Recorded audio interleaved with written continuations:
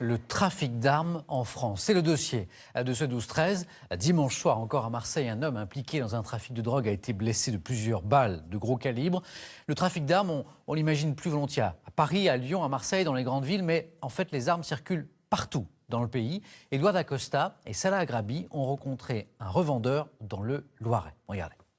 C'est quoi ça ? Ça, c'est un fusil d'assaut. Donc c'est une arme de guerre d'origine donc allemande. Ce fusil semi-automatique date de la Seconde Guerre mondiale. Il aurait été volé chez un collectionneur avant d'être revendu illégalement. Actuellement, c'est ce qui provient de certains quartiers d'Orléans. Ça coûte combien ? En moyenne, entre 1200 et 1500 euros. Qui va acheter ce type d'armement ? Des jeunes, des gens qui en ont besoin, soit pour utilisation, soit pour des braquages, soit pour des règlements de compte, ou soit tout simplement pour leur sécurité.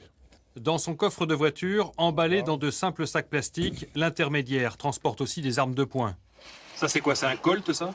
Oui, c'est un Colt. Donc ça se vend très bien en ce moment. Ça se vend combien ?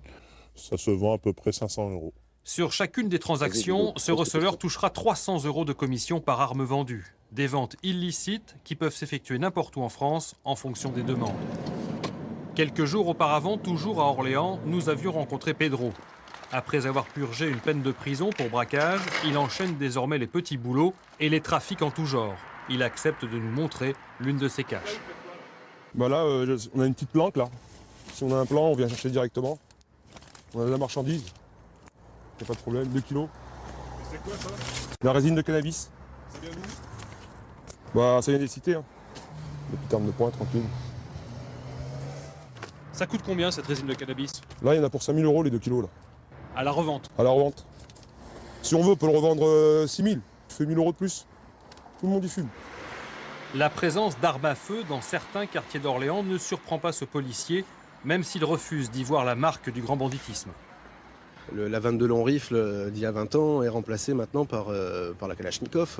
Il est arrivé effectivement qu'on puisse saisir des armes de première catégorie, des armes de guerre. Et force est de constater qu'effectivement, il n'y a pas qu'à Marseille que les armes de guerre circulent. En 2010, la police judiciaire a saisi 2710 armes à feu en France, une hausse de près de 80% par rapport à 2009.